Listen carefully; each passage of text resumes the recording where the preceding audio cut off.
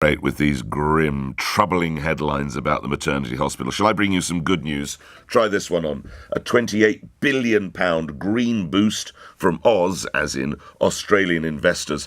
Here with details of the positive news, Secretary of State for International Trade and Conservative MP Anne-Marie Trevelyan, who joins me now. Apologies for my croaky voice, Secretary of State. Good to have you on. Give us the background to this, if you would. Good morning.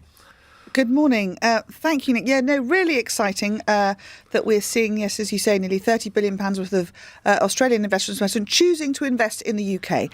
And for a number of reasons, because we are leading the world in our net zero revolution. They want to invest in the new clean energies of the future and in clean infrastructure to be part of the success that the UK is leading, and also because they want to see their investments grow, and they're choosing the UK. And one of the reasons why is because we have a great, stable financial system, and the rule of law that we have here, you know, to the challenge we see in Ukraine, is one that they know will mean their investors' money, many of which is pension fund money, will be secure. So really exciting. We're going to be working with them and I think looking for more investments to help them bring their money to invest in the UK, because what we see in businesses that take inward investment is that they grow faster, they have higher productivity, and indeed the wages can be up to 20% higher. So we are very keen to encourage more who want to come and work alongside us with the Prime Minister's vision of that 10-point plan he set out 2 years ago to delivering net zero for our country and indeed to help the planet achieve the challenge. Is this a Brexit bonus, Secretary of State?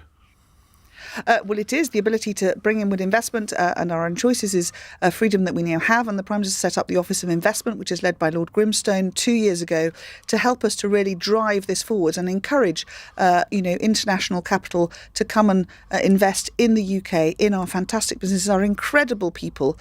We have some of the best skills and talented people in the world here. We're seeing the number of unicorns, these businesses that have a £1 billion value, growing at an incredible pace. The UK does have a unique Was it set more of than skills Israel and Germany and France put together? I think I heard the Prime Minister say. I think Is that's that what correct? the Prime Minister said yesterday. That's what the Prime Minister said yesterday. The numbers are growing at such pace because this is such a great place in the UK to develop your business and to find amazing skilled people to come and help grow this business. So we're very excited to see and very pleased that the Australian investors are looking to do that, and we'll be continuing in the work I'm doing at international trade, both alongside free trade agreements and helping our existing businesses to export, is to bring more inward investment in to make sure that we can grow our businesses at the pace they need to do that.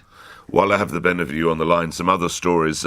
You'll be aware in your constituency as well, millions of people are going to be hit with the triple blow: rising national insurance, council tax, energy bills within days. We're going into April, inflation soaring. What is your advice? How do people deal with this, Secretary of State? So we are in a really difficult time, and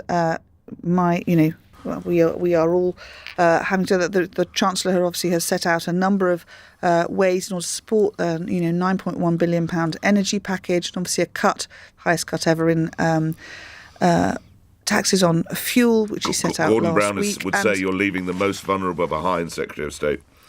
So I think looking at the changes that were brought in on universal credit to change the taper relief has added £1,000 to the most vulnerables' finances, which is great news. But we will have to continue to work alongside, and I know the Chancellor is incredibly excited on this, as we want to do things like stabilise our energy systems. Of course, one of the big drivers of inflation at the moment is this energy spike caused by the disruptions, both indeed from COVID and the close down of a lot of production over the last 2 years, and now, of course, this huge disruption because of Putin's illegal war in Ukraine.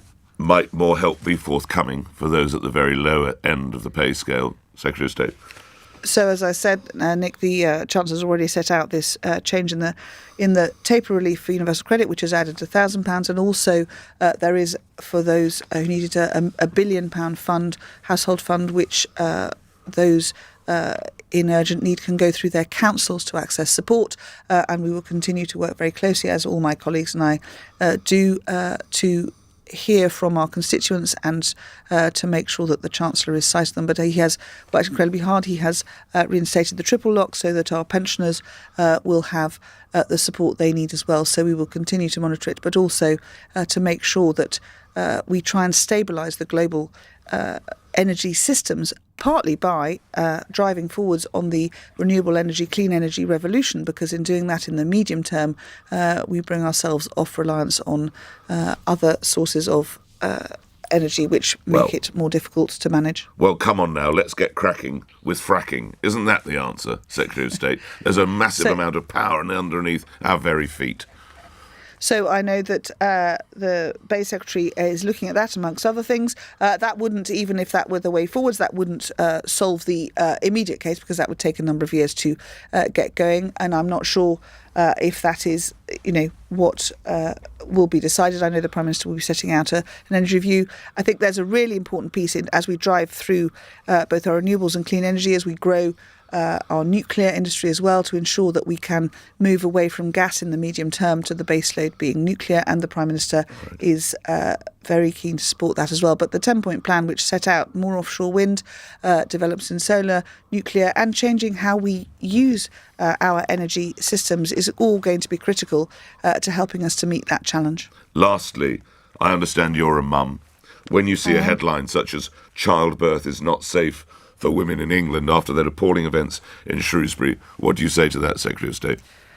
Honestly, Nick, that report is heart-rendingly painful to read, and actually it reminds, I was looking at it last night, it brought back memories to me. So my eldest, who's about to be 22 and is a very healthy young man, and I'm so blessed to have him. Absolutely. But his birth was incredibly difficult, and I was told at the time, it took 3 days, and I was told at the time that a caesarean wasn't going to be the thing, and there were those afterwards who said that was ridiculous, that absolutely is what you should have had. It was a very difficult birth. I was left very damaged. He fortunately was fine, but as I read these stories, and all credit to Don Rockington, what an incredibly difficult report to pull together, but the challenge she has set is absolutely right, 100% right. We must make sure that our maternity services across the UK are gold standard. There are some fantastic units across the country, but there are, it's clearly this one, but there are, I have no doubt, others where the focus on the safety of mother and child is not what it needs to be. And I know that Jeremy Hunt set running a lot of work during his tenure as Health Secretary on patient safety and whistleblowers being supported to actually highlight where there were problems. And we need to continue to grow that, to empower them to speak out when things aren't right. And I know that Sajid Javid has said he will make sure those that have failed these women and children will be held to account, and we will all stand right behind him that he does that. I'm sorry, I didn't know you had that issue with your son. What's the overbearing memory of that, Anne-Marie? What's the overbearing pain? That's terrible. It was a very, very long 3 days of my life. But as ever, when one is lucky enough to have a miraculous child land safely at the end of it, you deal with it all because you are so blessed, which is Absolutely. why reading the loss of so many lost young lives for those mothers is truly heartbreaking. But this has got to be put right, because I understand you have a daughter, and we don't want the same happening as in when your daughter moves to that happy period of her life. We need this to be put right, don't we, lastly, Anne-Marie Trevelyan? 100%, Nick, and that's why we will be cheering Saj on as he finds ways to make the levers work so that we see better and gold standard maternity care across the country. Best wishes to your children. Thank you very much indeed. Anne-Marie Trevelyan is the International Trade Secretary, appearing here on LBC. 8 o'clock news next. On your radio, on Global Player, and Play LBC. leading Britain's conversation. This is LBC. From Global's newsroom at 8 o'clock, the head of GCHQ believes Vladimir Putin's advisors are too afraid to tell him the truth about his faltering invasion of Ukraine.